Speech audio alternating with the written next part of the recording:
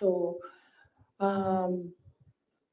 si PRD, in all fairness to the person, hindi yun nanggigipit ng tao.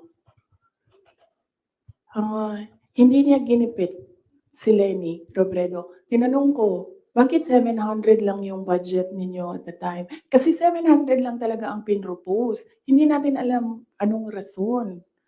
Yan yung sinabi ko doon sa budget hearing. Hindi siya nanggigipit.